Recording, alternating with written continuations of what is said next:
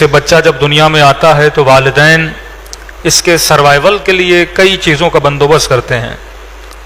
ابھی بچہ دنیا میں نہیں آتا لیکن یہ ماں یہ باپ ایک بیگ کو تیار کرتے ہیں جس میں بچے کے کپڑے ہوتے ہیں، صفائی کا سامان ہوتا ہے. سردیاں ہوں گی تو بچے کے لیے سویٹر بھی لے کر جایا جائے گا، چھوٹا سا کمبل بھی لے کر جائیں گے تاکہ جب یہ بچہ دنیا میں آئے اس بچے کو کسی تکلیف کا سامنا نہ کرنا پڑے. کیونکہ جب یہ دنیا میں آتا ہے تو یہ گمراہ ہوتا ہے، یہ ہدایت یافتہ نہیں ہوتا، اسے اس دنیا کا بھی علم نہیں ہوتا کہ اس دنیا کی گرمی میں کیسے سروائیو کرنا ہے، اور دنیا میں اگر سردی ہے تو میں نے اپنی بقا کی جنگ کیسے لڑنی ہے. تو اس بچے کو وہ والدین بتاتے ہیں، وہ بھی ایک دن دنیا میں آئے تھے لیکن انہوں نے دنیا کا رہن سہن، دنیا کی تکلیفیں، دنیا کی مشکلات کا سامنا کیا ہوا ہے. اب انہیں پتا ہے کہ باڈی کے سروائیول کے لیے کون سی چیزیں ضروری ہیں اور کون سی چیزیں غیر ضروری ہیں. اب والدین کے ساتھ ساتھ اس بچے کے اوپر ایک ڈاکٹر بھی ہوتا ہے جس کی ذمہ داری ہوتی ہے بچے کی صحت کا خیال رکھنا کہ اس کے پھیپھڑے صحیح کام کر رہے ہیں کہ نہیں کر رہے، کہیں زہر یا زہریلا پانی اس کے اسٹمک کے اندر گیا ہے کہ نہیں گیا. اس کی ڈیوٹی یہ ہے کہ بچے کو صحیح سالم والدین کے ہاتھوں میں دیا جائے. والدین کی ذمہ داری یہ ہے کہ بچہ جب گھر جائے تو کمپلیٹلی اس کا خیال رکھا جائے.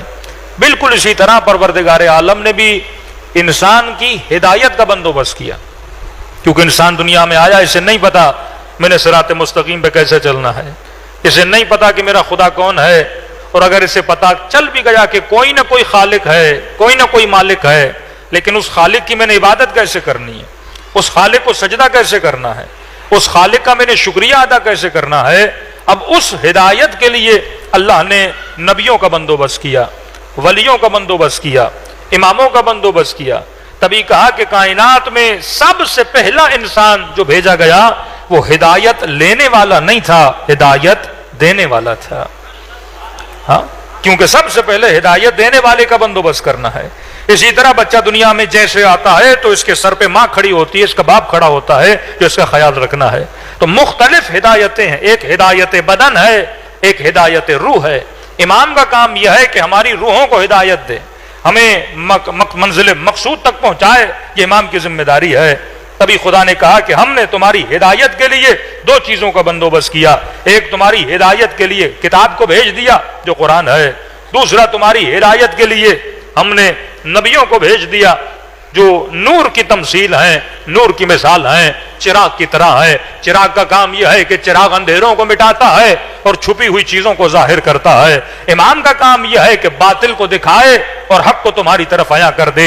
جہاں جہاں تو شک و شبہات میں مبتلا ہو جاتا ہے، امام کا کام یہ ہے شک و شبہات کو دور کرے، علم کی خوراک سے تمہیں سیراب کرے، تمہاری پیاس کو علم کی ہدایت سے بجھا دے. اور یہ پیاس جب بجھ جاتی ہے تو کوئی سلمان بن جاتا ہے، کوئی ابو ذر بن جاتا ہے، کوئی حبیب ابن مظاہر بن جاتا ہے، کوئی زہیر بن جاتا ہے. تو یہ امام کا کام ہے. اب دو لشکر بنے، ایک وہ لشکر جو امام کی ہدایت والا لشکر ہے، دوسرا وہ لشکر ہے جو انسان کو اس ہدایت سے پہنچانا نہیں چاہتا بلکہ اس ہدایت سے روکنا چاہتا ہے. ایگزیکٹ آپ کی باڈی کی طرح.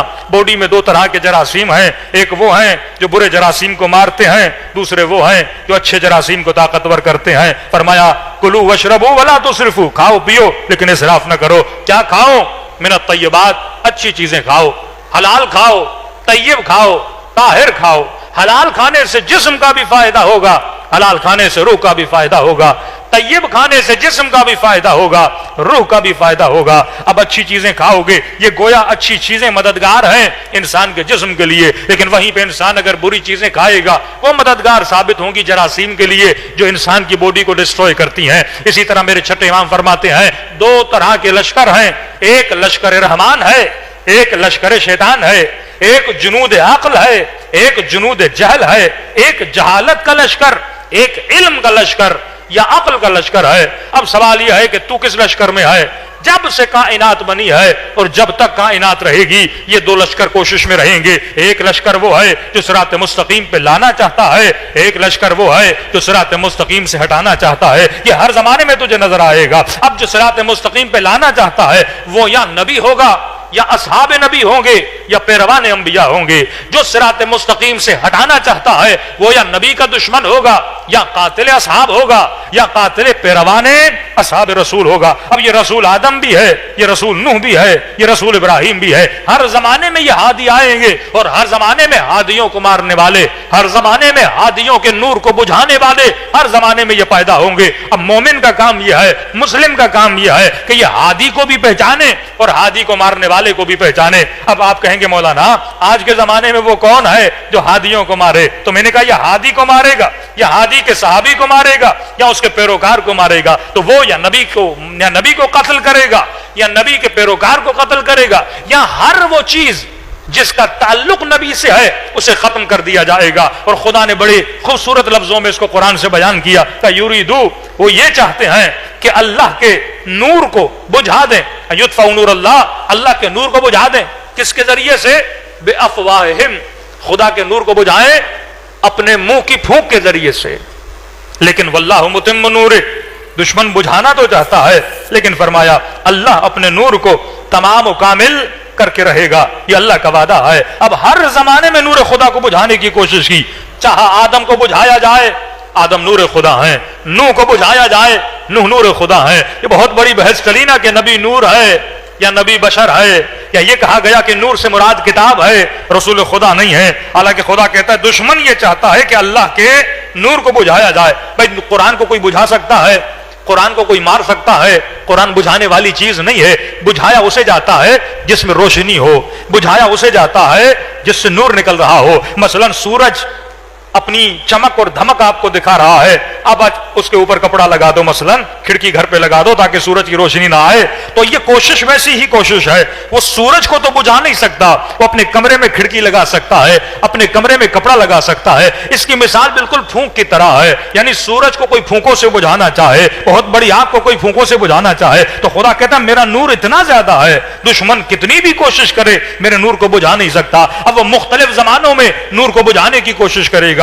کبھی حضرت موسیٰ کو قتل کرنا چاہے گا, کبھی جناب یحییٰ کو قتل کرنا چاہے گا, کبھی ہارون کی مخالفت کرنا چاہے گا, کبھی محمد کو مارنا چاہے گا, کبھی اس کو پتھر مار کے بجھانا چاہے گا, کبھی اس کو مجنون کہہ کر بجھانا چاہے گا, کبھی اسے ساحر کہہ کر بجھانا چاہے گا. اور یہ نور ختم ہونے والا تو نہیں ہے, کیونکہ اسی نبی نے فرمایا کہ اولنا محمد, اوسطنا محمد, آخرنا محمد, بل کلنا محمد, کہ ہمارا پہلا بھی محمد ہے, ہمارا درمیانہ بھی محمد ہے, ہمارا آخری بھی محمد ہے. تبھی آپ دیکھتے ہیں کہ صرف نبی خدا کی زندگی تک یہ کوشش جاری نہیں رہی. جہاں نبی دنیا سے چلے جاتے ہیں نبی کی بیٹی کے گھر پہ حملہ کیا جاتا ہے کہ اس نور کو بجھایا جائے. جہاں بیٹی چلی جاتی ہے یا حسن ابن علی کو مارا جاتا ہے کس نور کو بجھایا جائے. یا مولا حسن چلے جاتے ہیں یا کربلا کے میدان میں حسین ابن علی کو قتل کرنے کی کوشش کی جاتی ہے تاکہ یہ نور بجھا دیا جائے. اب 11 امام شہید ہو گئے لیکن اب بھی دشمن کو تسکین نہیں ہوئی. کہا رہے یہ دنیا سے جا کر بھی کائنات میں ان کا نام روشن ہے. اب کہا ان کے روزوں کو گرایا جائے کیونکہ انہی کے روزوں کے ذریعے سے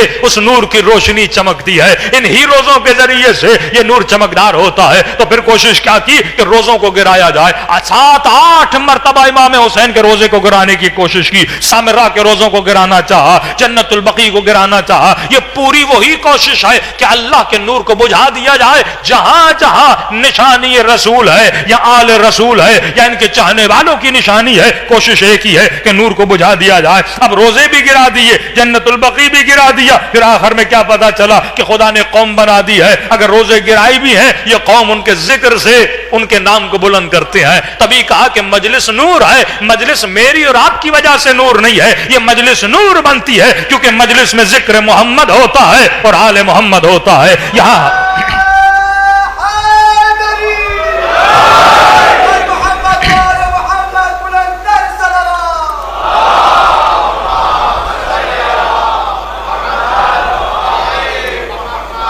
یہ محافل نور ہے. نور کیوں ہے؟ کیونکہ یہاں ذکر محمد اور آل محمد ہوتا ہے. تو یہ بیک ہینڈ بیک فوج ہے پوری جس کا یہ کام ہے کہ نور خدا کو بجھایا جائے. اور ایک اور فوج ہے جس کا کام یہ ہے کہ نور خدا کو جتنا روشن ہو سکے روشن کیا جائے. تو قیامت کے دن آپ کا شمار ان لوگوں میں ہوگا جو اس نور کی روشن کرنے میں مدد کرتے تھے، جو اس نام کو بڑا کرنے میں مدد کرتے تھے، اور جو بھی اس نور کو بجھانا چاہتا ہے اس کا شمار اس فوج میں ہوگا جو اس نور کو بجھانا چاہتے ہیں۔ اب بجھانے کے ذریعے مختلف ہے، یا اس نبی کو قتل کیا جاتا ہے، یا الزام لگایا جاتا ہے، یا امام کے راستے کو روکا جاتا ہے، یا اسے قتل کر دیا جاتا ہے، یا اسے زندان میں ڈالا جاتا ہے۔ اب وہ دنیا سے چلا گیا، اب بھی تسکین نہیں ملی کہ یہ تو دنیا سے چلے گئے کہ ان کے روزوں پہ تو لاکھوں لوگ جا رہے ہیں، ان کے مزارات پہ تو کروڑوں لوگ جا رہے ہیں، اب بھی یہ نور بجھنے کا نام نہیں لے رہا، تو کہا روزوں کو گرا دو، روزوں کو گرا دیا، اب بھی تسکین نہیں ملی، کہا یہ تو مجلسیں کرتے ہیں، مجلسوں میں پھر ذکر محمد اور آل محمد ہوتا ہے، تو کیا کہا کہ دہشت گردی کے ذریعے مجلسوں میں بم لگا دو، مجلسوں میں آنے والوں کو قتل کر دو، جو ان کا نام لیتے ہیں ان کو قتل کر دو، یہاں تک کہ جن بچوں پر ان کا نام رکھا گیا ہے اسی پاسپورٹ دیکھا جاتا ہے، اگر نام میں علی ہے، اگر نام میں حسن ہے، اگر نام میں حسین ہے، تو اس بندے کو یا اس کنٹری سے نکالا جاتا ہے، یا بین کیا جاتا ہے، یا قتل کر دیا جاتا ہے۔ یہ وہی کوشش ہے کہ خدا کہتا ہے یہ چاہتے ہیں کہ اللہ کے نور کو بجھایا جائے، لیکن اللہ نے بشارت دی مومنوں کو کہ تمہیں گھبرانے کی ضرورت نہیں ہے۔ یہ بجھانے کی کوشش ایسے ہے جیسے بہت بڑی آگ کو کوئی بندہ اپنے منہ کی پھونک سے بجھانا چاہے، یہ موم بتی تو نہیں ہے بجھ جائے۔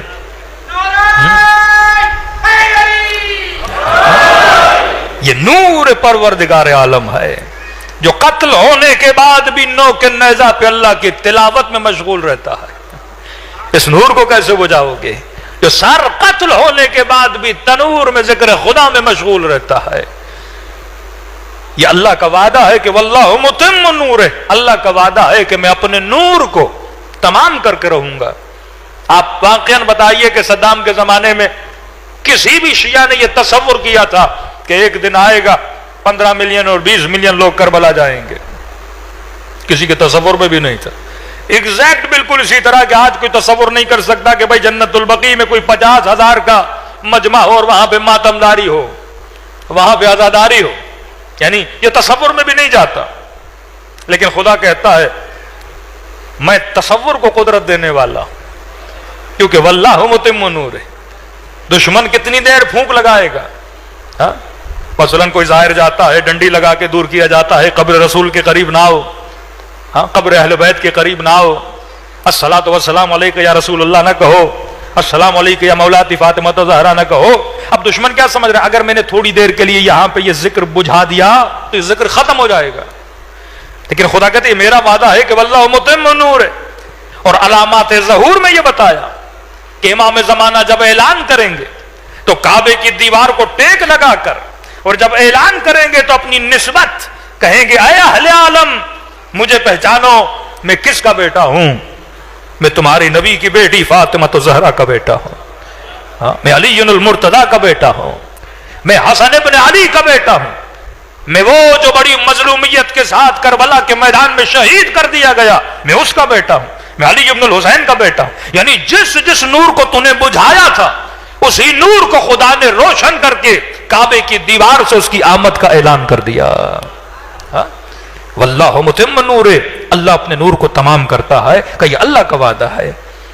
علماء فرماتے ہیں کہ باطل کبھی کبھی اتنا زور پکڑ لیتا ہے کہ حق پر بیٹھنے والے پریشان ہو جاتے ہیں۔ کبھی کبھی باطل اتنا زور پکڑ لیتا ہے کہ دیندار لوگوں کے ذہنوں میں شک پیدا ہو جاتا ہے واقعاً کوئی خدا ہے؟ یعنی آپ تصور کریں کہ نبی زادیوں کو اسیر بنا دیا جائے تو مسلمان کے ذہن میں ایک تصور تو پیدا ہوتا ہوگا واقعاً کوئی خدا ہوتا تو اپنے نبی کے نوازے کے بچوں کی مدد کرتا، لیکن ذرہ برابر شک زینب کے وجود میں پیدا نہیں ہوا، رتی ذرہ برابر شک آل رسول کے ذہن میں پیدا نہیں ہوا۔ یعنی مولا حسین یہ کہیں کہ پروردگارا میں تیرے نبی کا نواسا ہوں، میرا گلا کاٹا جا رہا ہے، نہیں، امام حسن کے وجود سے کبھی یہ جملہ نہیں نکلا، بلکہ جب دشمن نے تانا دیا کہ علی کی بیٹی رب نے تیرے بچے مار دیے، رب نے تجھے اسیر بنا دیا، رب نے تجھے قیدی بنا دیا، کہ اگر بات رب کی ہے تو زینب نے حسن کے علاوہ کچھ بھی نہیں دیکھا۔ مطلب کہا تو مجھے میرے رب سے بدگمان کرنا چاہتا ہے؟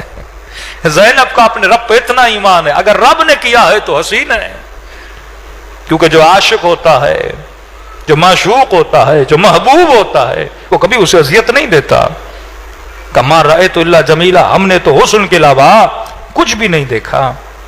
تو فرمائے کبھی کبھی ہم جیسے لوگوں کے لیے جن کا ایمان کمزور ہوتا ہے، باطل اتنا چھا جاتا ہے کہ جو مومن، جو نمازی، مسجدوں میں آنے والے، ان کے ذہنوں میں ایک سوال پیدا ہوتا ہے، واقعاً کوئی خدا ہے؟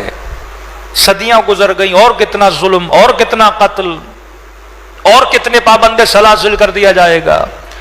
تو خدا باطل کی مثال قرآن میں جھاگ کی طرح دیتا ہے. جب آپ کپڑے اپنے دھوتے ہیں مشین میں تو صرف جب آپ پانی میں ڈالتے ہو تو اوپر کیا بن جاتا ہے؟ جھاگ بن جاتا ہے.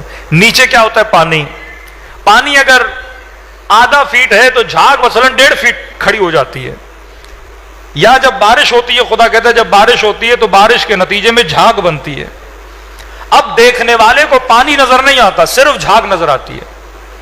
خدا کہتا ہے باطل کبھی کبھی حق کے اوپر اتنی جھاگ بنا دیتا ہے کہ حق چھپ جاتا ہے، اور دیکھنے والے کو یہ لگتا ہے کہ باطل ہی باطل ہے، حق تو ہے نہیں. لیکن خدا نے کہا جاء الحق وزهق الباطل ان الباطل کان زہوقا. مثال دے کے سمجھا اے مومن جو تو آج پریشانیوں میں ہے، کہ یہ جھاگ کتنی دیر جگہ بنائے رکھے گی؟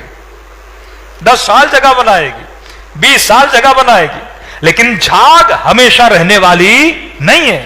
جسے بقا ہے وہ کیا ہے؟ پانی ہے. تو یہ جتنے باطل کے فرقے ہیں جو اہل بیت کے نام کو مٹانا چاہتے ہیں، ان کی مثال کس طرح ہے؟ جھاگ کی طرح ہے. جھاگ ایک دن بیٹھ جاتی ہے اور حق خود کو کیا کرتا ہے؟ ظاہر کر لیتا ہے. صدام جھاگ تھا جو 35 سال کے بعد بیٹھ گیا، اور عزادار وہ حقیقت ہے جو 40 میں اٹھ کے نظر آتی ہے.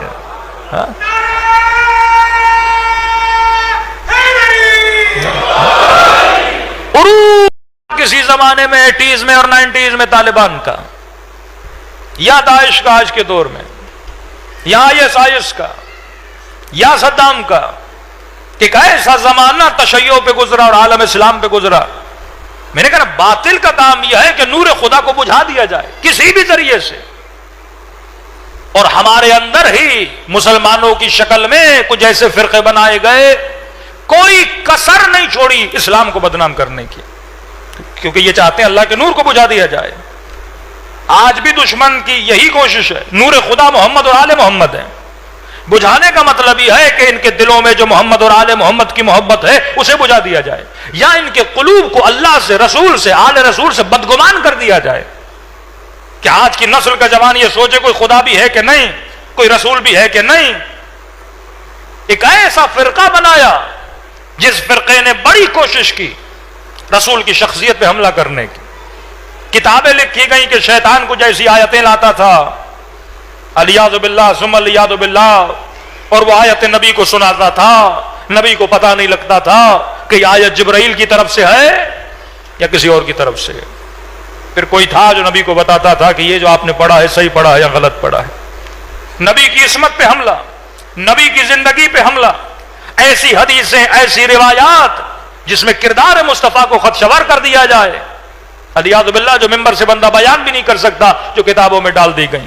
ایک پورا باب ہے اسرائیلیات کا جو یہودیوں سے نکال کر وہ روایتیں جو انبیاء پر الزام، انبیاء پر توہین، نبیوں کی عصمت پہ خدشہ کہ ہماری طرح ہم انسان تھے، بچوں کے ساتھ، بیوی کے ساتھ بالکل برتاؤ وہی ہوتا ہے جو ہمارا برتاؤ ہوتا ہے، اس میں کوئی خطا بھی ہو جاتی ہے تو کوئی مسئلہ نہیں ہے. ہاں جو قرآن بول رہا ہے یہ اللہ کا کلام ہے، اس کے علاوہ جو مصطفیٰ کلام کرتا ہے وہ خدا کا کلام نہیں ہے، وہ آپ کی اور میری طرح باتیں ہیں.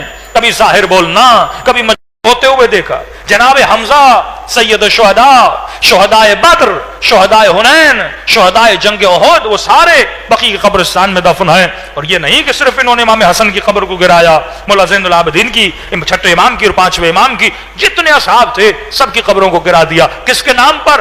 توحید خدا کے نام پر. کہ اگر یہ قبریں گرا دی جائیں گی تو گویا ہم اللہ کی توحید کو بچا رہے ہیں. حالانکہ یہ وہ شخصیات ہیں جنہوں نے توحید کو بچایا ہے، جن کی وجہ سے ہم واحد ہیں، جن کی وجہ سے ہمارے محلوں میں لا الہ الا اللہ محمد رسول اللہ کا نام لیا جائے. کوئی کسر نہیں چھوڑی اسلام کے چہرے کو خراب کرنے میں، اسلام کو دہشت گرد کہلوانے میں، اسلام کو ایک ایکسٹریمسٹ مذہب کہلانے میں، اسلام ایک ٹریڈیشنل ہے، ہماری ایک ثقافت ہے، عبادت اس طرح کی جاتی ہے جس طرح ہندو کرتے ہیں، لیکن جسے پریکٹسنگ مسلم کہتے ہیں اسے چھوڑ دو، کیونکہ واقعاً مذہب کو اتنا گندا کر دیا گیا، اس کے چہرے کو اتنا مس کر دیا گیا کہ یریدون یطفئوا نور اللہ، یہ اللہ کے نور کو بجھانا چاہتے ہیں۔ بھئی 5 منٹ سوچنے کی بات ہے، جو گھر نبی کا تھا تم نے گرا دیا، آل رسول کا تھا تم نے گرا دیا، اصحاب کا تھا تم نے گرا دیا، قبور آل رسول کی تھی تم نے گرا دی، قبور اصحاب کی تھی تم نے گرا دی، جس چیز کا تعلق نبی سے تھا، وہ خیبر تھی، وہ خندق تھی، وہ جنگی چیزیں تھی، ان سب کو ڈھا دیا کہ بھائی توحید کو بڑا خطرہ ہے، توحید اس سے رک جاتی ہے اور لوگ اللہ کی عبادت سے رک جاتے ہیں۔ لیکن دوسری طرف تم نے میوزیم بنا دیا، اس میں آل سعود کی تلواریں بھی ہیں، ان کے کپڑے بھی ہیں، ان کے بیڈ بھی ہیں، ان کے آباء و اجداد کی نشانیاں بھی ہیں، مطلب آل سعود کی نشانیوں کو رکھا جائے لیکن مصطفیٰ کی نشانیوں کو گرایا جائے۔ آل رسول اور رسول سے توحید کو خطرہ ہے لیکن تم سے توحید کو خطرہ نہیں ہے۔ یہ وہی پلاننگ کا حصہ تھا کہ آج مسلمانوں کو سیکولر بنانے کی طرف کیوں سوال ہے کہ خدا سورہ شمس میں بھائی کتنی عید قربان پہ اونٹنیاں کٹتی ہیں، کتنے اونٹ کٹتے ہیں، کتنے بکرے کٹتے ہیں، لیکن خدا قرآن میں کہتا ہے بھائی ذنبن قتلت، کس گناہ میں مارا گیا۔ پروردگارہ تو کس چیزوں کی بات کرتا ہے، اب تفسیر اس کی الگ الگ ہے، لیکن اسی سورہ شمس کو اٹھا لے جس میں پروردگار عالم ناقہ جناب صالح کا ذکر کرتا ہے کہ قد افلح من زکاہا وقد خاب من دساہا کذب ثمود بطغواہا اذ انبعث اشقاہا فقال لهم رسول اللہ ناقۃ اللہ سقیاہا فکذبوہ فعقروہ فدمدم علیہم ربہم بذنبہم فسواہا۔ پروردگارا یہ ناقہ صالح کی اتنی ویلیو، اتنی اونٹنیاں کٹ جاتی ہیں لیکن تو ان کا ذکر نہیں کرتا، یہ بھی تو ایک اونٹنی ہے جس کا گلا کٹ گیا تو کیا ہوا، لیکن پروردگار عالم نے کہا نہیں، یہ ناقہ کوئی عام ناقہ نہیں ہے، یہ اونٹنی کوئی عام اونٹنی نہیں ہے، یہ اللہ کے معجزے سے بنی ہوئی اونٹنی ہے۔ تو گویا یہ اللہ کی نشانی بنی، اور جو اللہ کی نشانی کو قتل کرتا ہے وہ جہنمی اور شقی بن جاتا ہے۔ تو گھر ہوتا ہے لیکن جس گھر کی نسبت مصطفیٰ سے ہو جائے، جس گھر کی نسبت مرتضیٰ سے ہو جائے، ارے خانہ خدا کی عزت کیوں ہے؟ کیونکہ ابراہیم نے بنایا ہے۔ سعی صفا و مروہ کیوں ہے؟ کیونکہ ہاجرہ یہاں پہ دوڑی تھی۔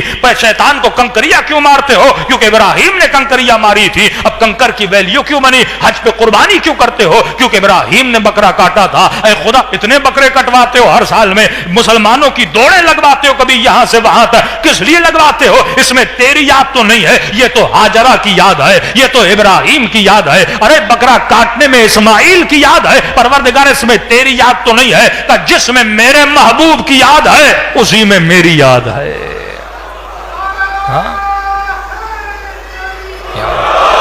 محبوب کی یاد کو یاد رکھو گے تو خدا کی یاد۔ ابراہیم جب تک ذکر ابراہیم ہے تب ذکر خدا ہے۔ خدا احسان کرنے والوں کا احسان بھولتا نہیں ہے۔ ان اللہ یحب المحسنین، وہ محسنین کو پسند کرتا ہے۔ تبھی آپ سنتے ہیں کہ سیدہ کہتی ہے نا جس نے میرے بیٹے کے غم میں ایک آنسو بہایا میں قیامت میں اسے یاد کرتی ہوں۔ یہ قرضہ کسی کا نہیں لیتے کہ ابراہیم تم نے میرے لیے محنت کی، جب تک میرا ذکر رہے گا ابراہیم کا ذکر رہے گا، جب تک مجھ پہ درود ہے درود ابراہیمی بھی پڑھا جائے گا، جب تک محمد پر درود ہے آل محمد پہ پڑھا جائے گا، کیونکہ محمد کی بقا آل محمد میں ہے، آل محمد کی بقا محمد میں ہے۔ یہ دو طرفہ محبت ہے۔ اگر علی نہ ہوتے خیبر فتح کیسے ہوتا، خندق فتح کیسے ہوتا؟ اگر اصحاب احد و بدر و حنین نہ ہوتے تو یہ جنگیں کیسے فتح ہوتی؟ تو اسلام بنا، اس میں اصحاب کی قربانیاں، اس میں آل رسول کی قربانیاں، اور انہی اصحاب کی قبور کو گرا دیا گیا، کیونکہ نیت یہی ہے کہ یریدون یطفئوا نور اللہ، کہ اللہ کے نور کو بجھا دیا جائے۔ لیکن خدا کا بھی وعدہ ہے واللہ متم نوری، خدا اپنے نور کو باقی رکھے گا۔ اب سوال ہے کس کے ذریعے سے باقی رکھے گا؟ نور کی بقا کا کوئی بندوبست ہوگا؟ باتیں تو نہیں ہیں۔ ایک لشکر جو نور کو بجھا رہا ہے، ایک وہ لشکر جو نور کو بچا رہا ہے۔ رسول چلے گئے، نور کو بچانے کی ذمہ داری آل رسول کی۔ امام زمانہ غیبت کبریٰ میں چلے گئے، کوششیں پھر بھی نہیں رکی کہ اس نور کو بجھا دیا جائے، یعنی پوری 100% زور لگایا جا رہا ہے کہ اسلام رہے، برائے نام رہے، برائے کام نہ رہے، مسلم رہے پر پریکٹسنگ مسلم نہ رہے، روح اسلام ختم ہو جائے۔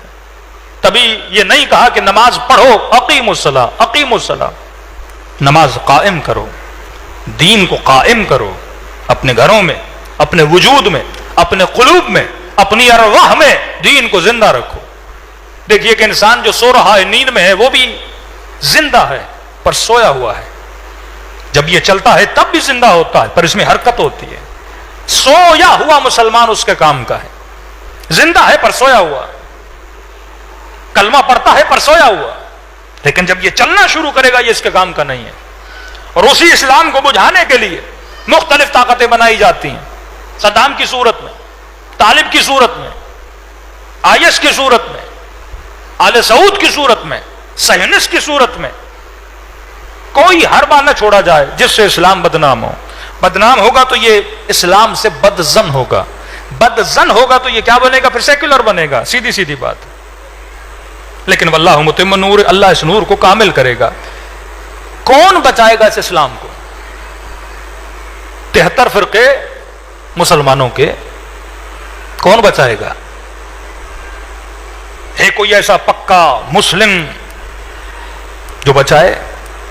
مطلب جو کہہ رہے ہیں ہم بچائیں گے دراصل وہ بدنام کر رہے ہیں۔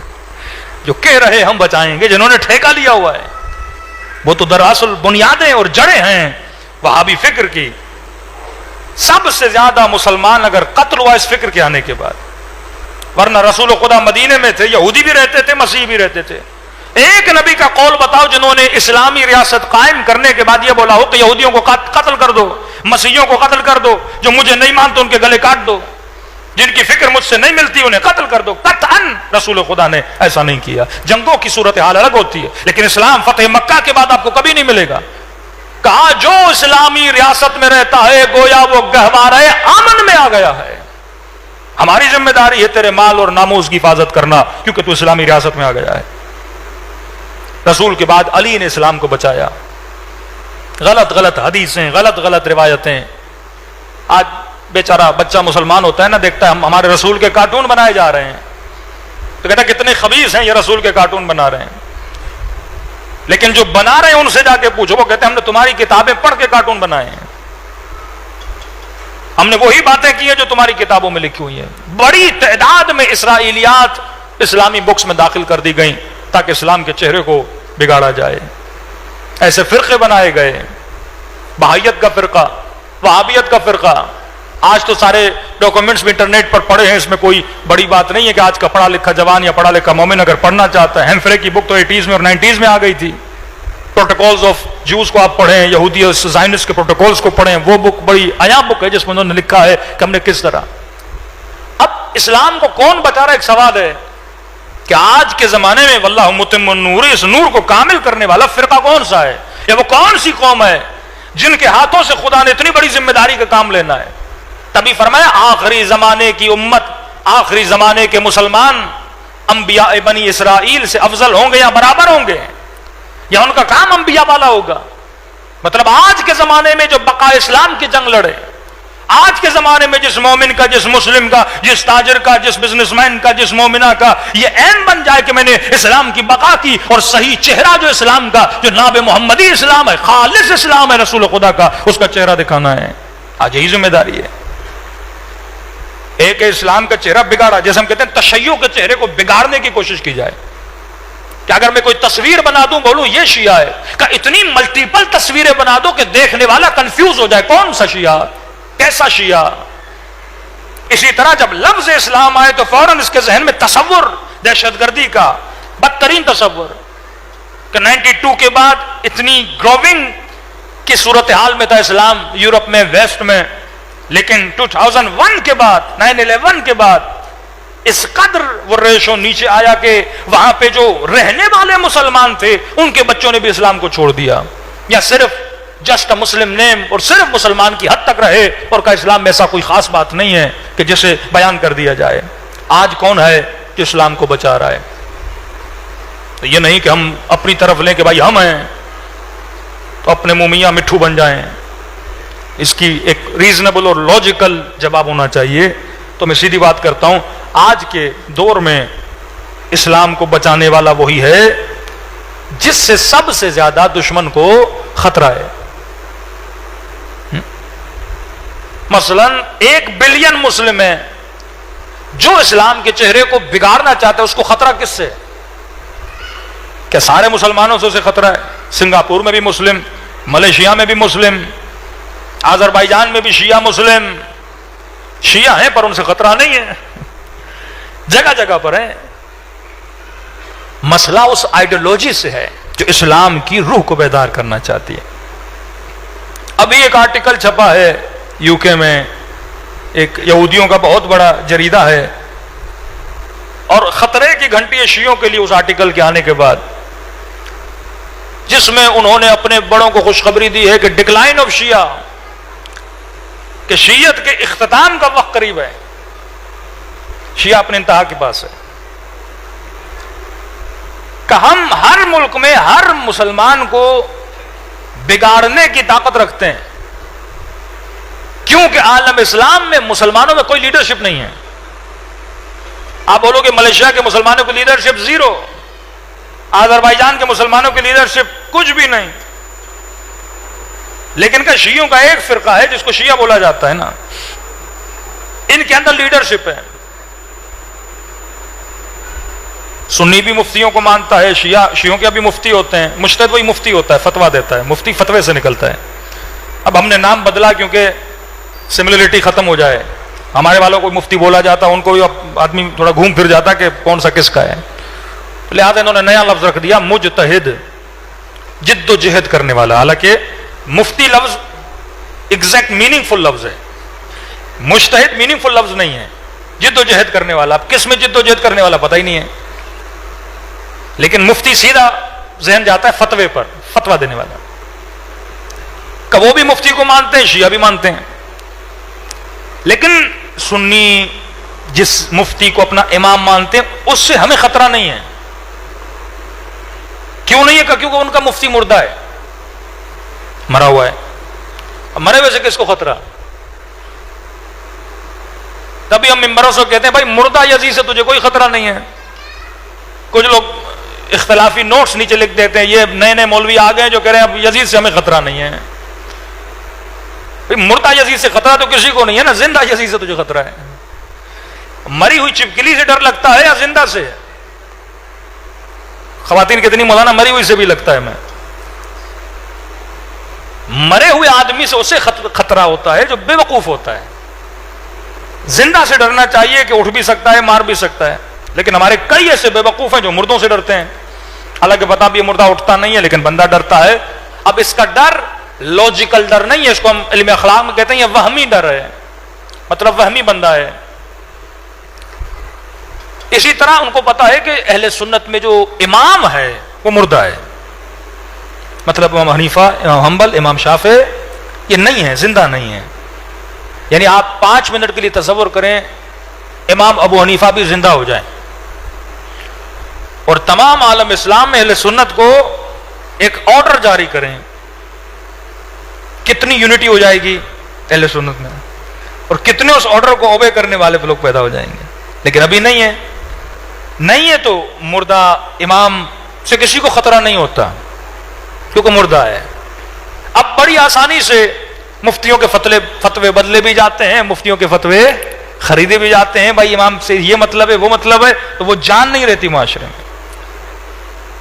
کا فرق یہ ہے شیعہ مسلم میں، یہ بھی مفتی کو مانتے ہیں، لیکن ان کا یہ ہے کہ خمینی کتنا بڑا مفتی تھا، کتنا بڑا مجتہد تھا، لیکن خمینی اگر دنیا سے چلا گیا تو اس کے فتوے کی ویلیو وہ نہیں ہے جو زندہ مجتہد کی ہوتی ہے۔ اب اگر یہ نئے مجتہد کی تقلید بھی کرے گا تو وہ مجتہد پرمیشن دے گا تو یہ اس کے فتووں پہ باقی رہ سکتا ہے۔ مثلا خمینی صاحب کا مقلد تھا، اب سیستانی کا مقلد بنا، اگر آغا سیستانی نے پرمیشن دی تو یہ باقی رہے گا، پرمیشن نہیں تو بیچارہ باقی بھی نہیں رہ سکتا۔ اب نئے مسائل میں نئے مرجع کے پیچھے چلنا پڑے گا، یہ سب سے بڑا مسئلہ ان میں، کیونکہ یہ زندہ امام کے ماننے والے بھی ہیں اور زندہ مجتہد کے ماننے والے بھی ہیں۔ تو جن کے لیڈر زندہ ہوتے ہیں وہ قومیں کیا ہوتی ہیں؟ زندہ ہوتی ہیں۔ یہ ہیمفرے نے تو 80s میں اپنی کتاب میں لکھا کہ اس قوم کا خطرہ یہ۔ اب ڈکلائن آف شیعہ جو انہوں نے ابھی نیا آرٹیکل لکھا، اس میں سب سے بڑی وجہ یہ لکھی اب شیعوں کا اختتام شروع ہے، شیعہ اپنے اختتام پر ہیں. یہ اتنا پاور جو شیعہ مسلم نے عالم اسلام پہ پکڑا ہوا ہے کہ دنیا کی بڑی بڑی طاقتیں کوئی ہر ڈیسیژن میں ان کا ذکر آتا ہے. بجٹ پاس کیے جاتے ہیں 30 بلین ڈالر کے کہ ان کو کیسے ختم کیا جائے, ان کے اندر کیسے پھونٹ ڈالی جائے, ان کے اندر کیسے غلاظتیں ڈالی جائیں, ڈیوائڈ اینڈ رول کے ذریعے سے. 2 ریزن لکھے انہوں نے. ایک ریزن کشیوں میں 2 بڑی قیادتیں ہیں, ایک آیت اللہ سستانی, دوسرا آیت اللہ خامنئی. یہ 2 بڑے پلر ہیں اس وقت شیعوں کے کہ عراق کو اس بدترین صورتحال میں جس مجتہد نے لیڈ کیا وہ سستانی تھے, اور ایران کے اتنے مسائل جو بھی آپ کو پتا ہیں اور حالات, اس میں ابھی تک جس نے اپنی قوم کو سنبھالا ہوا ہے. یعنی آپ معاشرہ اگر 2 قطبی بن جائے, یعنی مطلب معاشرے میں اتنی ڈویژن آ جائے, یہ بات میں پہلے آپ کو سمجھا نہیں سکتا تھا لیکن ابھی آپ سمجھ پائیں گے اس کو. جس طرح پاکستانی معاشرے میں اس وقت بہت بڑی ڈویژن آ گئی ہے کہ ایک سیاسی پارٹی پلس اسٹیبلشمنٹ ایک ڈویژن ہے. اب لوگوں میں ایک سخت ڈویژن پائی جاتی ہے, یہاں سخت حامی ہے یا سخت دشمن ہے, اور یہ سختی اس حد تک ہے کہ ایک دوسرے کو قتل کرنے تک بھی یہ جا سکتے ہیں کہ قوم کسی ایک کو مانتی ہے اور وہ کچھ اور ہیں جو ان کے مخالف ہیں, اور مخالفت اس حد تک ہے کہ ایک دوسرے کو قتل بھی کر سکتے ہیں. یہی حال ایرانی معاشرے کا ہے. کچھ لوگ سخت دیندار حامی ولایت فقیہ کے, اور کچھ لوگ سخت دشمن قتل و غارت کے حد تک آنے والے. کہ جب احمدی نژاد پریزیڈنٹ شپ کی دوڑ میں آنا چاہتا تھا تو یہی جملہ آغا خامنئی نے لکھا کہ معاشرہ 2 قطبی بن چکا ہے, مطلب تیرے حامی بھی سخت ہیں اور تیرے دشمن بھی بڑے سخت ہیں, اور تو اگر ابھی پریزیڈنٹ بنا تو معاشرے میں ایک جنگ چھڑ جائے گی کیونکہ وہ تمہیں برداشت نہیں کریں گے. یہ حال ایرانی معاشرے کا. اب ان 2 گروہوں کو جس نے سنبھالا ہوا ہے آغا خامنئی صاحب ہے نا. یعنی آپ 5 منٹ سوچیں اگر آغا خامنئی یہ فتویٰ دے دیں یا اپنی تقریر میں بول دیں کہ یہ جو دین گریز یا دین مخالف ہیں یا اینٹی حجاب ہیں یا اینٹی اسلام ہیں یا اینٹی ولایت ہے, جو بھی بولیں آپ اس کو, اینٹی ریلیجن ہے, ان کو جہاں ملے تو ان کو تھوڑا سبق سکھاؤ, تو معاشرے میں کیا ہو جائے گا, ایک جنگ شروع ہو جائے گی. یہی حال عراق کا ہے. 2 گروہوں میں سخت دشمنی, دونوں شیعہ تھے. مقتدی صدر کا گروپ یا حشد و شابی والے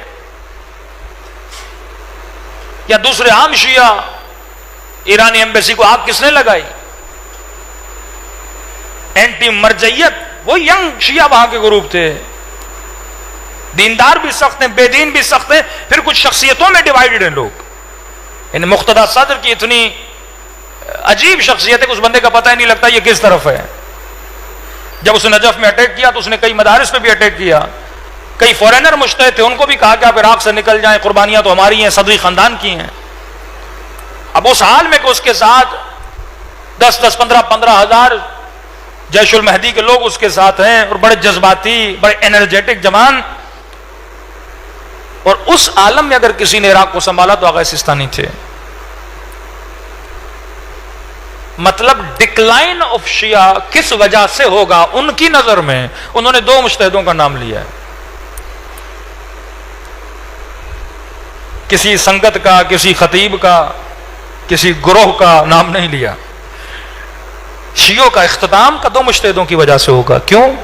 کہ سستانی 80s میں, شاید 90s میں بھی ابھی جا رہے ہیں, اور آغا خامنئی 76-78 ایئرز اولڈ, کہ بس یہ موت کے قریب ہیں دونوں, اور جیسے یہ کلیپس کریں گے تو شیعت کا ڈکلائن کیا ہو جائے گا, شروع ہو جائے گا.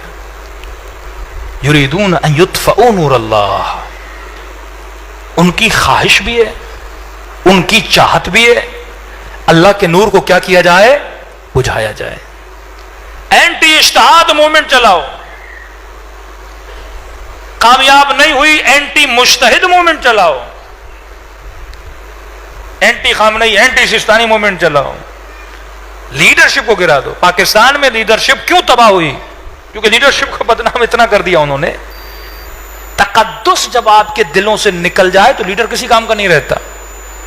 تقدس کو ختم کرنے کے لیے اپنوں کو ہائر کیا جاتا ہے، اپنوں کو خریدا جاتا ہے۔ ایران میں خمینی کو یا خامنئی کو کوئی غیر شیعہ برا بلا نہیں بولتا، وہی اس قوم کے بچے ہیں، ان کے ذہنوں کو اتنا بگاڑا جاتا ہے وہ اپنے لیڈر کے خلاف بولتے ہیں۔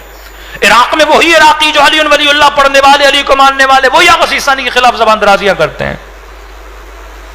اب سب کچھ کر کے دیکھ لیا، چینلز کھولے، وہ ایک لمبا چیپٹر ہے۔ اب آخری امید دشمن کی کس پہ کھڑی ہے؟ جب یہ دو مجتہد دنیا سے جائیں گے تو شیعوں کا ڈکلائن شروع ہو جائے گا، کیونکہ عراق کے حالات بھی اس وقت بگڑے ہوئے ہیں، ایران کے حالات بھی بگڑے ہوئے ہیں، تو یقیناً ان کے درمیان کیا پیدا ہو جائے گا؟ فساد پیدا ہو جائے گا۔ لیکن ان کا کیونکہ جتنی کیلکولیشن ہوتی ہے وہ حالات کے حساب سے ہوتی ہے، ان کی نگاہوں میں خدا کا وعدہ نہیں ہوتا۔ اگلا جملہ ہے واللہ متم نورہ۔ کبھی فرمایا مومن کو کبھی مایوس نہیں ہونا چاہیے کہ مولانا حالات واقعاً اتنے بگڑ چکے ہیں، واقعاً مستقبل شیعت کا کیا ہوگا؟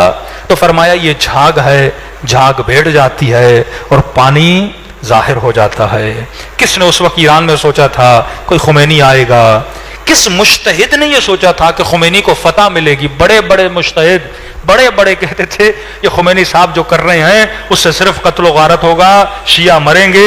بھائی کون شاہ کو گرا سکتا ہے؟ لیکن اللہ کا وعدہ ہے واللہ متم نورہ، خدا اپنے نور کو پورا کرتا ہے۔ کس نے سوچا تھا صدام چلا جائے گا؟ لیکن واللہ متم نورہ۔ کس نے سوچا تھا آغا خوئی کے بعد ایک اور بڑی شیعہ قیادت پیدا ہوگی؟ لیکن اللہ کا وعدہ ہے واللہ متم نورہ۔ دشمن نے یہی سوچا کہ کربلا میں حسین کو قتل کر دیا، اب حسین کے بعد کون بچے گا؟ لیکن خدا نے امام زین العابدین کو بی بی زینب کے ذریعے سے نجات دلائی، کیونکہ واللہ متم نورہ، خدا نور کو تمام کرتا ہے۔ ضیاء الحق کے زمانے میں یہ تصور ہوتا تھا شیعہ ختم، جلوس ختم، اب کوئی شیعہ باقی نہیں رہے گا، لیکن ضیاء الحق چلا گیا، شیعہ آج بھی باقی ہیں۔ اتنی لاشیں اٹھانے کے بعد ایک تصور مولانا پاکستان میں کون شیعہ رہ پائے گا؟ یہاں تو ہر بچے کو مارا جاتا ہے۔ بوریا بستر جمع کر کے دوسری دنیا میں چلے گئے اور وہاں پہ ان کے بچے اور بیویوں کے بستر سارے جمع ہو گئے ہیں، لیکن جنہوں نے اللہ پر ایمان رکھا اور جنہوں نے خدا پر ایمان رکھا کہ واللہ متم نورہ، کبھی دشمن سے ڈرا نہ کرو، تکلیفیں آتی ہیں، مصیبتیں آتی ہیں، قبور کو گرایا جاتا ہے، سمرہ کو 2 مرتبہ روزوں کو گرایا گیا، کاظمین میں بم دھماکہ ہوا، لیکن گرنے سے کیا ہوا؟ یہ اللہ کا وعدہ ہے کہ جب تک کائنات میں خدا کا نام زندہ رہے گا، نام محمد اور آل محمد زندہ رہے گا، اور اس نام کو زندہ رکھنے میں جو لوگ محنت کرتے ہیں، جان لگا دیتے ہیں، خون اپنا بہا دیتے ہیں، پروردگار عالم قیامت میں ان کا رتبہ انبیاء بنی اسرائیل جتنا رتبہ بلند کرتا ہے۔ اور دعا ہے کہ خدا ہمیں ان اصحاب میں شمار کرے جو دین کی بقا کی جنگ لڑتے ہیں اور دین پہ ہوتے ہوئے ان کی دنیا سے شہادت ہو جاتی ہے۔ صلوات پڑھے محمد۔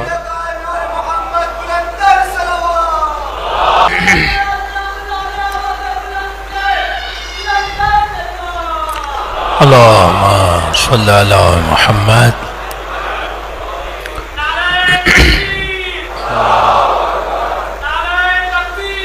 اللہ اکبر، یا رسول اللہ، یا رسول اللہ۔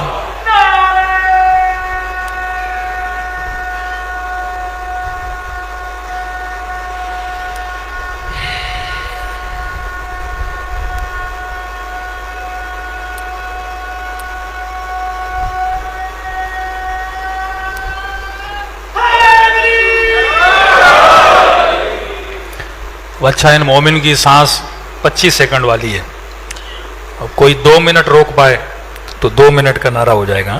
صلوات پڑھے محمد و آل محمد۔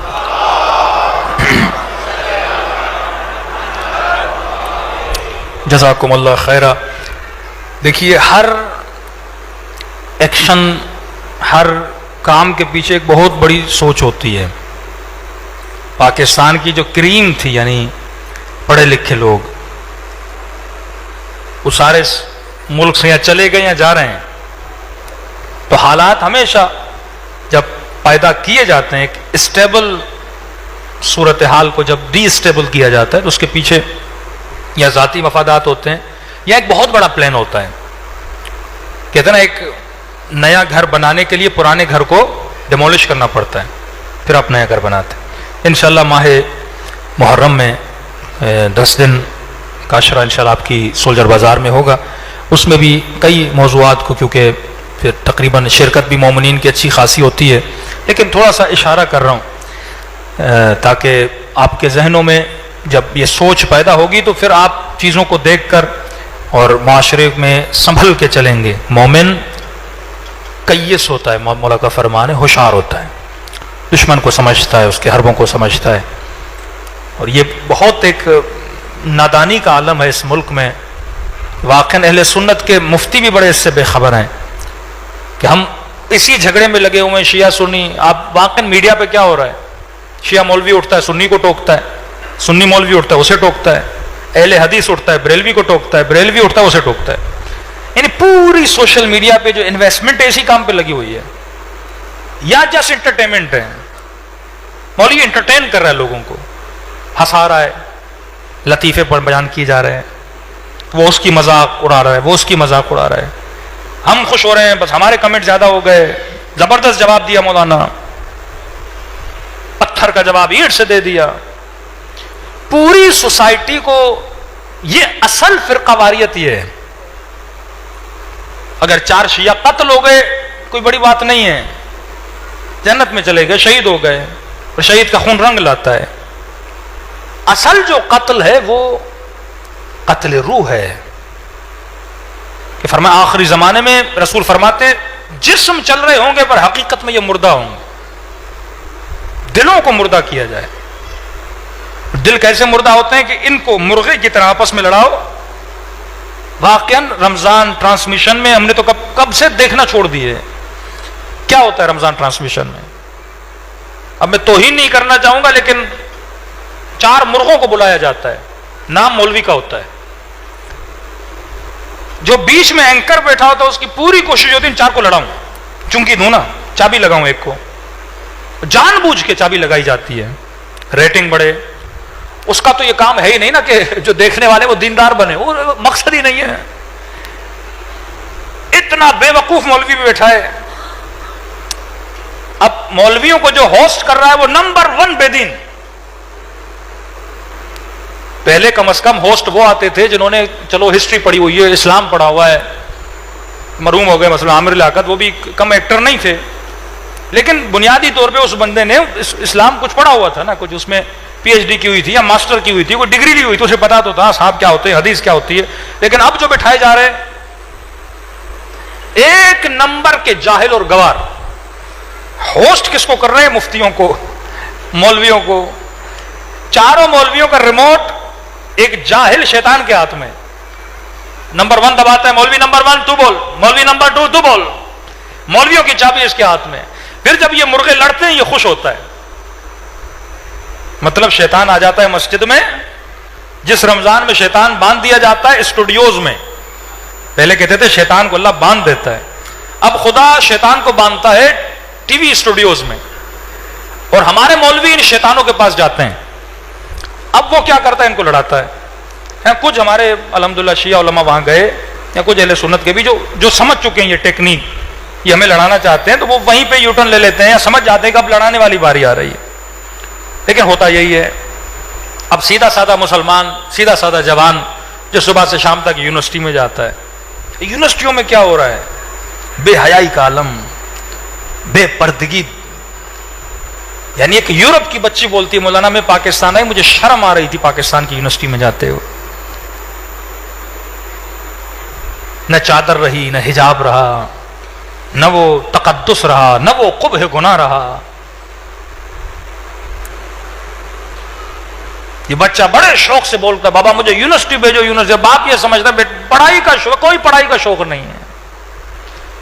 یہ وہ رنگ اور رنگیلیاں جو اس نے دیکھی ہے نا یونیورسٹی کی، جوانی تو روج ہوتی ہے، شہوت کا عالم ہوتا ہے جوانی میں. اور اس شہوت کے عالم میں ایک طرف پیٹرول ایک طرف ماچس ہے، اور دونوں کو پھینک دیا جاتا ہے یونیورسٹی میں.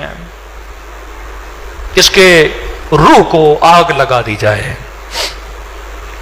ایک طرف یہ، اب اس طرف نہ مولوی کی نگاہ ہے، نہ مفتی کی نگاہ ہے، نہ ممبر پہ آنے والے کی نگاہ ہے. تم ہسٹری کے چکروں میں پھنسے ہوئے ہو. یہاں حال و حاضر میں پریزنٹ دنیا میں تمہارے بچوں کو تباہ کیا جا رہا ہے. کوئی اتحاد بنا مولویوں کا مفتیوں کا کہ یہ جو معاشرے میں بے راہ و روی، یہ جو فحاشی، یہ جو عریانی، یہ جو غیرت کو ختم کر دیا جا رہا ہے، اس کا کوئی مقابلہ کرے. یہ وہ چیزیں تھیں، یہ وہ نور ہے جو دشمن بجھانا چاہتا ہے. نور صرف مجلس نہیں ہے، نور صرف وہ قرآن نہیں ہے جو آپ کے گھر میں پڑا ہے. یہ جو حیا تمہارے اندر ہے نا، یہ نور ہے. یہ جو غیرت تمہارے اندر ہے نا، یہ نور ہے. یہ جو گناہ کو برا کہنا، یہ جو گناہ کی دوری، یہ جو عشق خدا، یہ جو خوف پروردگار عالم، یہ سوچ کہ میں نے قیامت میں خدا کو جواب دینا، یہ سوچ کہ میں نے قبر میں جانا ہے، ایک دن میں نے اہل بیت رسول گرامی کے سامنے جانا ہے، یہ سب نور ہے جو آپ کے اندر ہے. اس نور کو بجھانے کی کوشش کی جا رہی ہے. اور اس کا ایک میگا پلان میں اس لیے آپ کو بتا رہا ہوں کیونکہ یہ ایران پہ امپلیمنٹ ہو چکا ہے، یمن میں امپلیمنٹ کر چکے ہیں، ٹیونس میں امپلیمنٹ کر چکے ہیں، world war one, world war second world war میں یورپ میں یہ سب پورا امپلیمنٹ ہو چکا ہے. مطلب آپ کے اوپر کوئی نیا تجربہ نہیں کیا جا رہا. انسان وہی ہیں، جذبات وہی ہیں، خواہشیں وہی ہیں، ضرورتیں وہی ہیں. انہی انسانوں پہ فرق یہ ہے کہ کبھی کرسچن پہ اپلائی کیا گیا، کبھی عربس پہ اپلائی کیا گیا، اب پاکستانیوں پہ کیا جا رہا ہے. انڈیا پہ ہو چکا، امپلیمنٹ ہو چکا، ایران پہ امپلیمنٹ ہو چکا، آذربائیجان پہ امپلیمنٹ ہو چکا. یہ کس طرح اس چیز کو، یعنی لوگوں کو بے دین کس طرح آپ کے معاشرے کی اقدار کو دیکھا جاتا ہے. مثلا پاکستان کی خاتون دوسرے ملکوں کی بنسبت زیادہ اپنی باڈی کو کور کرتی ہے کپڑوں کے ذریعے اور حجاب کے ذریعے. برقع نہ بھی پہنا ہو، اگر پاکستانی لباس بھی ہو تو حیا کا لباس ہے. ٹھیک، چیدہ چیدہ بتا رہا ہوں کیونکہ وقت اتنا نہیں ہے. دوسرا، پاکستانی معاشرے میں خاتون نوکری کم کرتی ہے، نوکری پیشہ خواتین یہاں کم ہوتی ہیں. بہت کم خاندان ایسے ملتے ہیں جن کی عورتیں کام پہ جاتی ہیں، اور جاتی بھی ہیں تو سلیکٹڈ جاب یہ دیکھ کے جاتی ہیں جہاں کام کر رہی ہیں بے راہ و روی نہ ہو، بے حجابی نہ ہو، مردوں کی زیادہ وہاں پہ شمولیت نہ ہو. اسکول ٹیچر بن گئی، کسی لیڈیز اسکول میں چلی گئی، خود کو بہت بچا کے کر کے چلتی. یہی حال تھا یورپ کا، یہی حال تھا ویسٹ کا، یہی حال تھا شاہ ایران کے زمانے میں ایران کا. لیکن آج آپ ایران چلے جائیں، شاید کوئی مال ملے، شاید کوئی دکان ملے جہاں جوان لڑکی نہ کھڑی ہو. آج آپ یورپ چلے جائیں، امیجن نہیں کر سکتے. پرتھ میں ایک مومنہ کہتی ہے، مولانا آپ نے کہا کہ عورت کی سب سے بڑی ذمہ داری ہے بچوں کی تربیت کرنا، نوکری نہ کرنا. نہیں تو کہتی میں یہاں نوکری نہیں کرتی، لیکن جب میں یہاں کی عورتوں کے ساتھ بیٹھتی ہوں تو بڑا آکورڈ فیل کرتی ہوں، کیونکہ جب ایک دوسرے سے پوچھا جاتا ہے تم کیا کرتی ہو، کہتی یہ جاب کرتی ہوں، وہ جاب کرتی ہوں. جب میری باری آتی ہے میں کہتی ہوں کہ میں ہاؤس وائف ہوں تو وہ بڑے تعجب سے پوچھتے ہیں ہاؤس وائف ہو؟ کہتی مجھے پش کرتی ہے کہ تم کیا کر رہی ہو. معاشرہ اس لیول پہ چلا جاتا ہے کہ ایک بندہ جو اچھا کام کر رہا ہے اسے وہ لوگ بولتے ہیں کہ تو کیوں اچھا کام کر رہا ہے. اقدار معاشرے کی بدلی جاتی ہیں. اور یہ کب آتا ہے؟ ایران میں کب ایسا ہوا کہ سب سے پہلے اس معاشرے میں مہنگائی کو ٹاپ پہ پہنچا دو.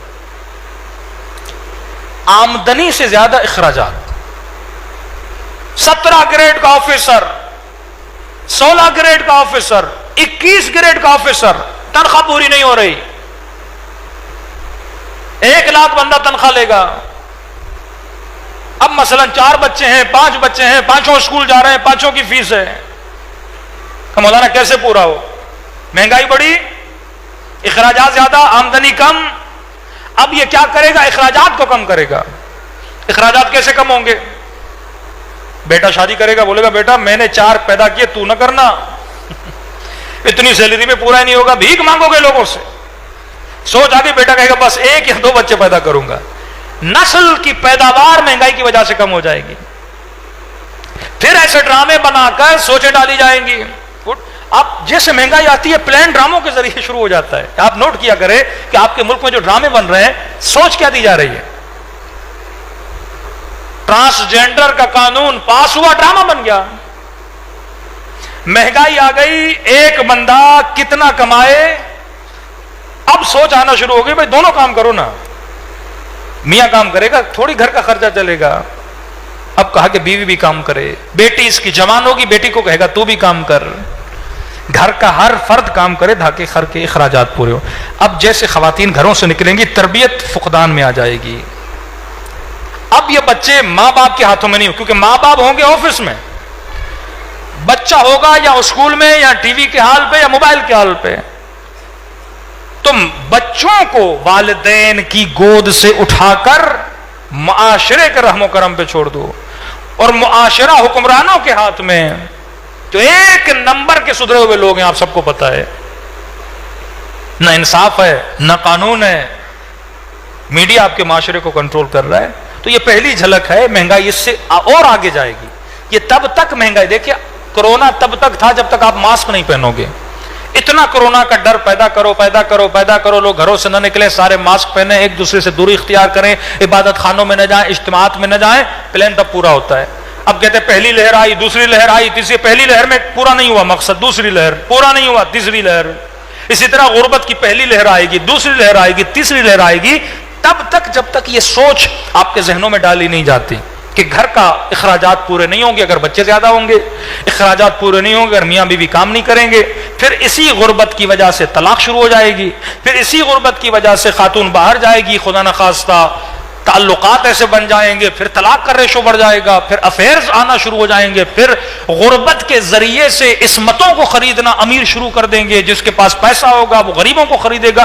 معاشرے میں ایک آگ لگ جائے گی کہ معاشرہ آپ کے سنبھل میں نہیں آئے گا. یہی کام انہوں نے ایران میں کیا. پہلے بچیوں کو گھروں سے نکلنے پہ مجبور ہوئیں، کام کرنے پہ مجبور ہوئیں. جب بچیاں باہر نکلیں زنا کا ریشو بڑھا، بے راہ و روی کا ریشو بڑھا، شادیاں کم ہوئیں، لوگوں نے لیونگ میں رہنا شروع کر دیا، جوان ماں باپ سے الگ ہو کے فلیٹس میں چلے گئے. پھر یہ اب شروع ہو گیا جوائنٹ فیملی سسٹم تباہ ہو گیا، یہاں تک کہ ایران کا فیملی سسٹم انہوں نے تباہ و برباد کر دیا. اب اس کو ریکور کرنے کی علماء کوشش کر رہے ہیں. یہ بالکل نہیں ہوتا. جب معاشرے میں مہنگائی آتی ہے، جب ایک گھر میں غربت بڑھ جاتی ہے، مولا امیر المومنین فرماتے ہیں، مولا فرماتے ہیں غربت ایک معاشرے میں 3 طرح کی بلائیاں لاتی ہیں. جس معاشرے میں غربت ہوتی ہے اس میں چوری ہوتی ہے، اس میں بے راہ و روی ہوتی ہے. جس معاشرے میں غربت ہوتی ہے اس میں فحشاء بڑھنا شروع ہو جاتا ہے، اس میں عزتیں بیچنا لوگ شروع ہو جاتے ہیں. اور فرمایا جس معاشرے میں غربت ہوتی ہے اس معاشرے میں دہشت گردی ہوتی ہے، امن و امان چلا جاتا ہے. کیونکہ غربت ہوگی رشوت بڑھے گی، خرچے پورے نہیں ہوں گے، ہر آفیسر رشوت لے گا، آپ بھی نوکری میں ڈنڈی مارنا شروع کر دو گے. تو یہ غربت ایک لہر ہے جو لائی جا رہی ہے، جس کے ذریعے سے اقدار اسلامی کو ختم کر دیا جائے، ایمان کو تباہ کر دیا جائے. مولا حسین فرماتے ہیں خرج تو لإصلاح امت جدی، ہم نے اپنے اہل و عیال کو دشمن کے رحم و کرم پہ چھوڑ دیا. ہم زندانوں میں گئے، ہمارے گلے کٹے، زندہ تھے تو مارا گیا، دنیا سے چلے گئے تو ہماری قبروں کو ڈھایا گیا. جو مضبوطی سے ہمارے دامن کو پکڑے ہوئے تھے ان کے گلے کاٹے گئے، ان کے بچوں کو مار دیا گیا.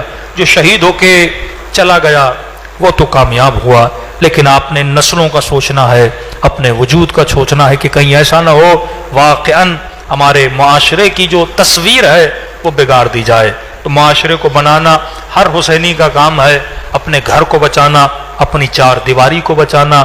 بچوں کی تربیت کی ذمہ داری ماؤں کی گودوں پر ہے، ماؤں کے اوپر ہے کہ ایسی نسل تیار کرو جس پہ حجت خدا فخر کریں، امام زمانہ فخر کریں. انہی نسلوں کے لیے جناب سیدہ فرماتی ہیں تب تک جنت میں نہیں جاؤں گی جب تک میرے حسین پہ رونے والے. کئی چیزیں لفظوں میں بیان نہیں ہوتی، واللہ اگر آپ کو دکھا دیا جائے کہ عالم برزخ میں اس گریے کا ثواب کتنا ہے، مجلس میں آنا، اپنی عزتوں عفتوں کو بچانا. پاکستان میں وہ چیزیں زیادہ ٹرانسلیٹ نہیں ہوتی، لیکن کبھی کسی نے کوئی اپنے مرحوم کو خواب میں دیکھا ہو، کسی شہید کو دیکھا ہو، آپ پوچھ لیں کہ وہ اجر وہاں پہ ملتا ہے کہ بندہ حسرت کھاتا ہے کاش میں نے حسین پہ زیادہ گریہ کیا ہوتا. ایک مومن نے کسی عالم سے پوچھا کہ کوئی آسان سا فارمولہ بتائیے امام زمانہ سے ملنے کا. اس عالم نے کہا میں نے آزمایا ہے، تو آزما کے دیکھ لے، میں نتیجے پہ پہنچا ہوں. کہ کون سا؟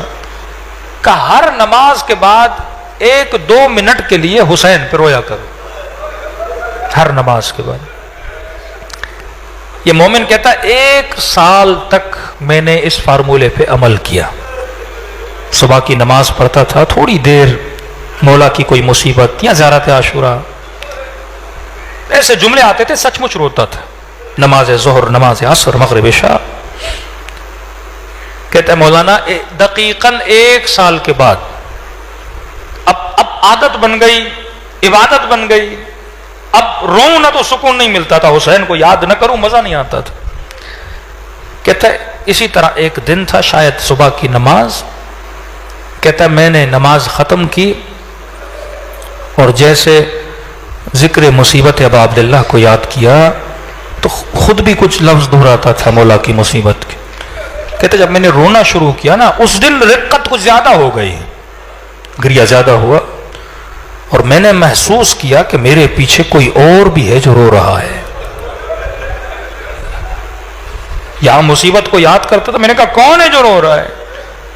کہ رب یہ سوچا کہ کون ہے جو رو رہا ہے، پیچھے سے آواز آئی تیرا امام زمانہ تیرے ساتھ رو رہا ہے. 1 سال کے بعد حجت خدا کی زیارت نصیب ہوئی. جو کچھ ملنا ہے اس نور کے ذریعے ملنا ہے. یہ وہی ہیں جن کی وجہ سے آج آپ کی میری نسلیں بچی ہوئی ہیں. کتنی قربانی امام حسین نے دی نا بقاء دین کے لیے، ہم کتنی دیتے ہیں، تھوڑی سی توجہ. اور یہ واقعاً زمانہ مشکل ہے، بالاخص غربت کا عالم ہے، اور سب سے بڑی ذمہ داری تجار پر ہے، بزنس مین طبقے پر ہے کہ اپنی کمیونٹی کو اٹھائیں، تعصبات سے باہر نکلیں، شیعہ کو شیعہ سمجھیں. ورنہ کسی نے عالم برزخ میں ایسے تاجروں کا حال دیکھا. کہتے قرآن میں لفظ ہے نا وقودها الناس والحجارہ، ہم جہنم کا ایندھن بنائیں گے پتھروں سے اور لوگوں کے جسموں سے. کہتا میں نے جہنم میں ان تاجروں کو، ان مالداروں کو جلتا ہوا دیکھا جن کے پاس تھا لیکن انہوں نے اہل بیت کے چاہنے والوں کی مدد نہ کی. کردار حسین جیسا ہو، کردار علی جیسا ہو، جو قاتل کو بھی پانی پلائے. کسی نے میرے چوتھے امام کو کہا مولا ایک شخص آیا ہے، مدینے میں رہنے کے لیے جگہ نہیں ہے، کھانے کے لیے کچھ نہیں ہے. مدینے میں جب بھی کوئی آتا تھا کھانے کے لیے نہیں ہوتا تھا، رہنے کے لیے کس کے در پہ جاتا تھا؟ زین العابدین کے در پہ. پتا تھا ہر کوئی جواب کر سکتا، یہ جواب نہیں دیا کرتے ہیں. امام نے کہا لے کر آؤ. آیا، مولا کی بیرونی تھی، گھر بڑے ہوتے تھے، کمرہ دیا، کھانا بھجوایا.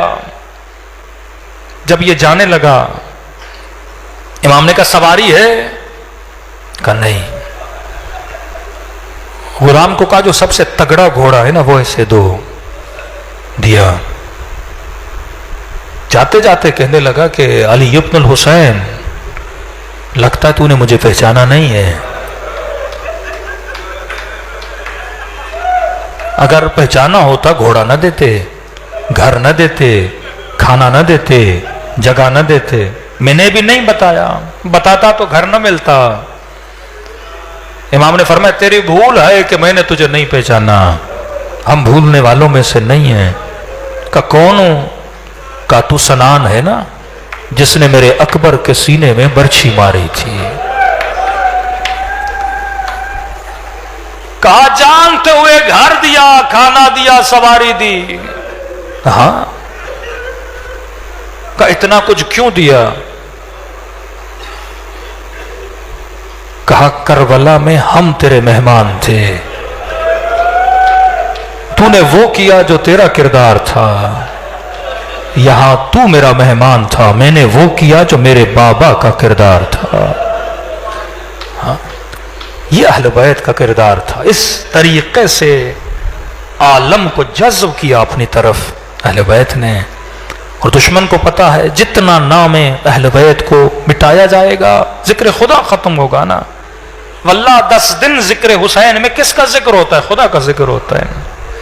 یہ ہے کہ حسین کا ذکر اور خدا کا نہ ہو. پوری زیارت عاشورہ پڑھنے کے بعد آخر میں سجدہ کس کو ہوتا ہے؟ خدا کو ہوتا ہے نا. اللہم لک الحمد حمد الشاکرین، اے خدا تیرا حمد کر رہا ہوں، وہ حمد جو تیرے شاکرین نے کیا. وعلی مصابہم الحمدللہ علی عظیم رضیتی. اے خدا اس طرح تو تیرا شکر نہیں کر سکتا جس طرح حسین نے کربلا میں سجدہ کر کے کیا. اس طرح تو شکر نہیں کر سکتا جس طرح زینب نے زندان شام میں کیا. اس طرح سے تو سجدہ شکر نہیں کر سکتا جس طرح ٹوٹی ہوئی پسلیوں کے ہوتے ہوئے زہرا نے تجھے سجدہ کیا. الحمدللہ علی عظیم رضیتی. تبھی فرمایا ہر سلام جو اہل بیت کو دیتے ہو یہ ایک زیارت ہو کر نامہ اعمال میں چلا جاتا ہے. لمحوں کی قدر اور قیمت کو جانو. خلوص سے دل سے دلوں کو کربلا لے جائیں. جو ابھی تک نہیں گئے خدا ان کو کربلا بھیجے. جو جا چکے ہیں اور پھر تمنا ہے خدا دوبارہ بھیجے. اور جو نہیں جا سکتے ان کے لیے بھی ہے کہ اگر خلوص سے دل سے ہمیں سلام بھیجو گے اور اگر اس کے بعد موت بھی آ جائے تو یہ سلام ایک زیارت بن کر تیرے نامہ اعمال میں جائے گا. سب مل کے السلام علی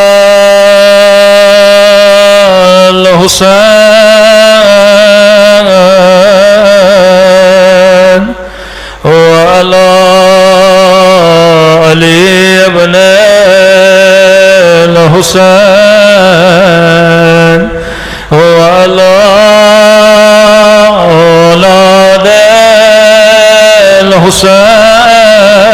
الحسین وعلی اصحاب. بلند آواز سے السلام علی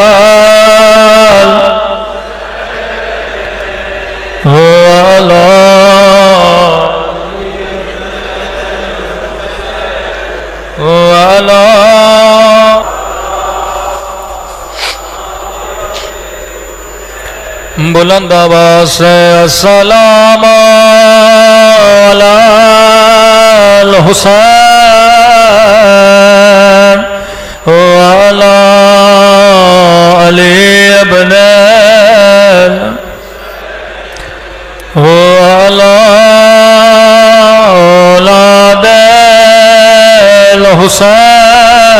الحسین وعلی اصحاب. سب مل کے السلام علی وعلی علی ابن وعلی اولاد الحسین وعلی اصحاب. میرا سلام ٹوٹی ہوئی قبر زہرا پہ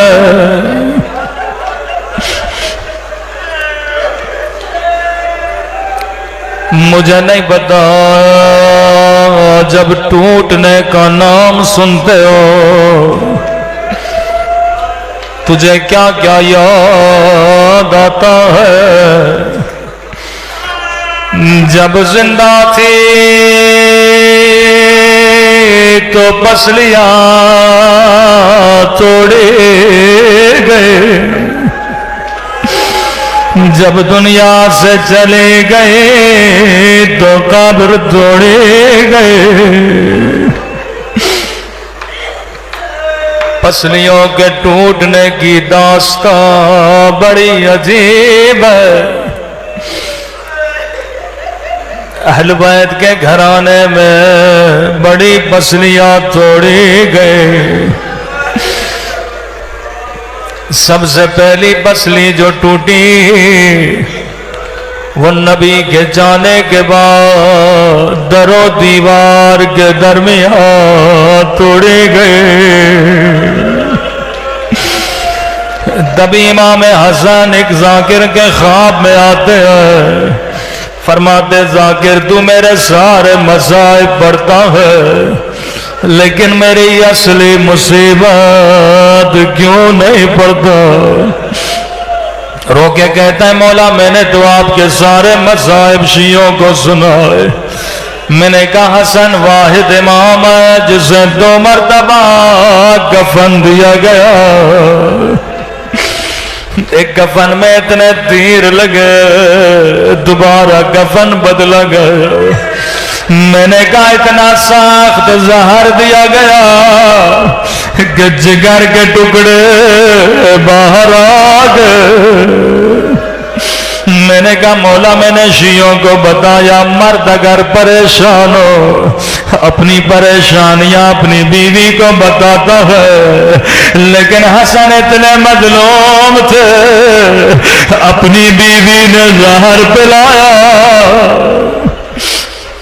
امام نے فرمایا ہے میرے ذاکر یہ میرے مصائب ہیں لیکن میرے اصل مصائب نہیں ہے، کہ مولا اب خود بتائیے۔ فرمایا ذاکر میرے اصل مصائب مدینے میں ہے، مدینے کی ایک گلی تھی، حسین چھوٹا تھا لیکن میں بڑا تھا، بڑے بیٹے کے لیے اس سے بڑی کوئی مصیبت نہیں ہے، ایک گلی تھی میں بڑا تھا، میری نگاہوں کے سامنے ظالم نے میری اماں کو تماچا مارا۔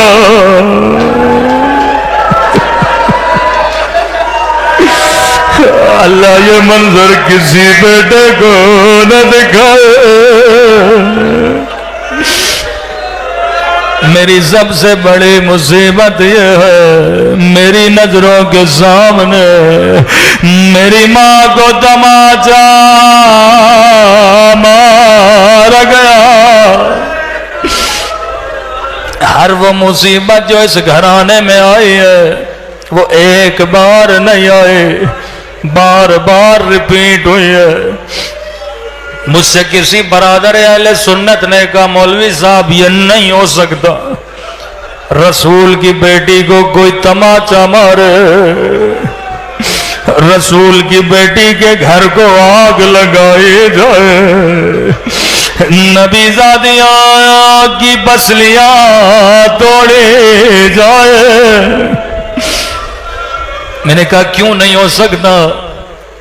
کہ نبی کا چاہنے والا، نبی کا کلمہ پڑھنے والا، دن میں 5 وقت نماز پڑھنے والا کیسے اپنی نبی کو بیٹی کو مارے گا؟ کیسے اس کے چہرے پہ تماچا مارے گا؟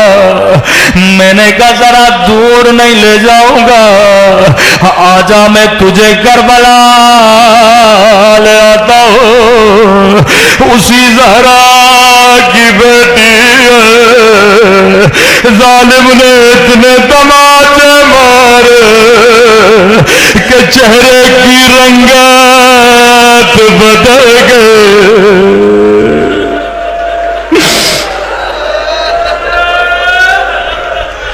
واللہ جب اس اہل سنت نے یہ کہا تب میں نے کہا میری جان امام رضا پہ قربان ہو۔ کیا جملہ کہا امام رضا نے، جیسے محرم کا چاند نظر آیا امام نے اپنا امامہ اتار، قمیص کی بیڑیاں کھولی، پاؤں سے جوتے اتارے، خاک کو سر پہ ڈالا، مدینے کی بازار میں چلنے لگے، لوگ جمع ہو گئے، فرزند رسول کوئی مر گیا ہے، گھر میں کوئی مصیبت آئی ہے، رو کے کہنے لگے میرا بابا حسین مارا گیا، میری ماں بہنا کو مارا گیا۔ سننے والے نے بڑا تعجب کیا، مولا اتنا وقت گزر گیا لیکن رو ایسے رہے ہو جیسے کل آپ کے جد حسین کو مارا گیا ہو۔ فرمایا تو صحیح کہہ رہا ہے، اگر ازا پرانی ہو ایسے نہیں منائی جاتی، لیکن میں رضا مجبور ہوں، اگر میں عزا ایسے نہ مناتا تو جس طرح تو غدیر بھول گیا اس طرح کربلا بھول جاتے. واللہ اگر آج شیعہ جلوس نہ نکالتے دنیا کہتی کربلا میں کوئی حسین شہید نہیں ہوا. اگر آج سکینہ کی مصیبت پہ نہ روتے دنیا کہتی نبی کی نوازی کو تماچے نہیں لگے.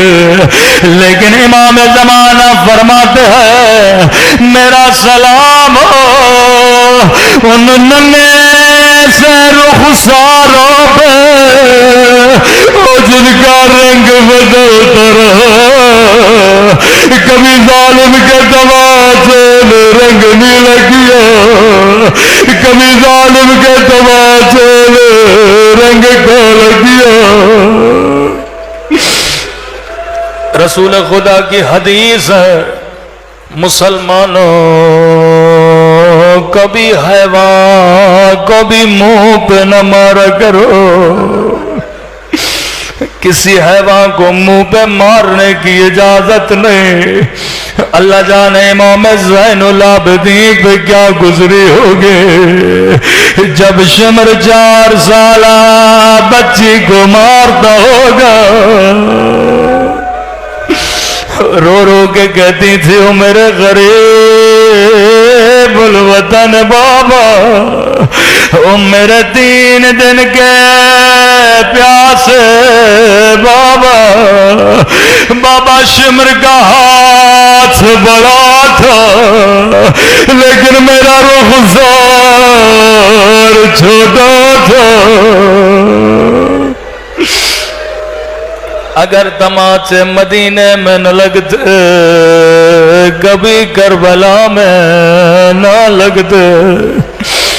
اگر آگ زہرا کے در کو نہ لگائی جاتی کبھی آگ کربلا میں خیموں کو نہ لگائی جاتی.